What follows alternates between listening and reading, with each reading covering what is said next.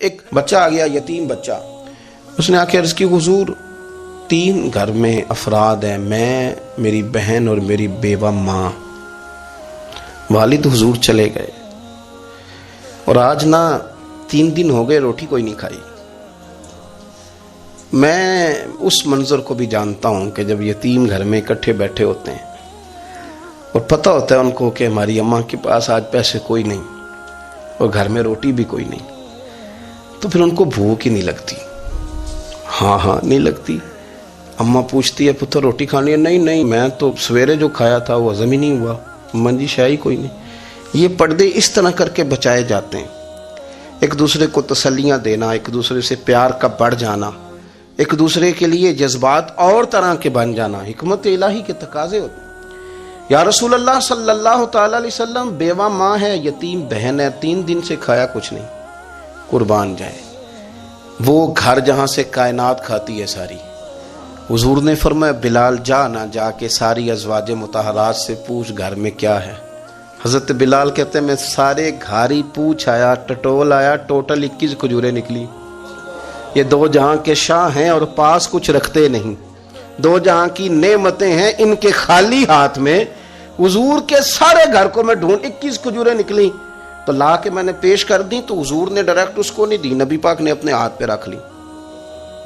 اور کہتے ہیں پھر حضور نے نا اپنا منہ مبارک قریب کیا کھجوروں کے.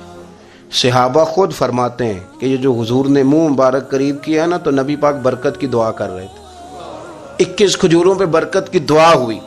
حضور نے اس بچے کو بلایا، تھپکی دی، فرمایا لے جا 7 تیری 7 تیری بہن کی. انہیں معمولی نہ سمجھنا ہو تو حضرت بلال کہتے ہیں حضور 3 بھی دے دینا کبھی تو 30 سال ختم ہی نہیں ہوتی. 30 سال گزر جاتے ہیں، نکالتے رہو کھاتے رہو، ختم ہی نہیں ہوتی.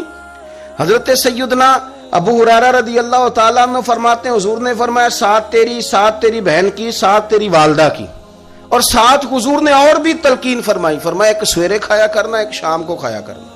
یہ لے جا. حضرت سیدنا بلال حبشی کہتے ہیں رضی اللہ تعالیٰ عنہ کہ بچہ لے کے جب باہر نکلا تو حضرت سیدنا معاذ ابن جبل دوڑ کے گئے اور جا کے بچے کے سر پہ شفقت سے ہاتھ پھیرا. کا فکر نہ کرنا، رب کریم تجھے بہترین سرپرست عطا کرے گا. پتر پریشان نہ ہونا، اللہ تیری مدد کرے گا. صرف حوصلہ دیا، سر پہ دست شفقت پھیرا. بچہ چلا گیا تو حضور نے فرمایا معاذ ادھر آؤ نا ذرا. یا رسول اللہ حکم ہو. فرمایا کس چیز نے تمہیں اٹھایا بچے کے سر پہ ہاتھ رکھنے کے لیے؟ کس نے تمہیں کہا؟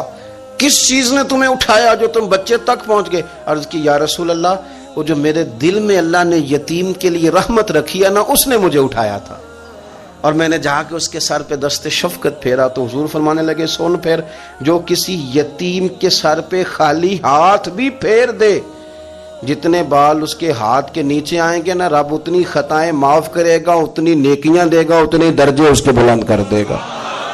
خالی دست شفقت ہی پھیر دے. دینا دلانا تو بعد کی بات ہے، اس کا خیال رکھنا. تو یہ جو ہمارے مدارس ہیں نا ان میں اکثر بچے غریب ہوتے ہیں، لیکن کچھ بچے تگڑے گھروں کے بھی ہوتے ہیں، مالدار گھروں کے بھی ہوتے ہیں.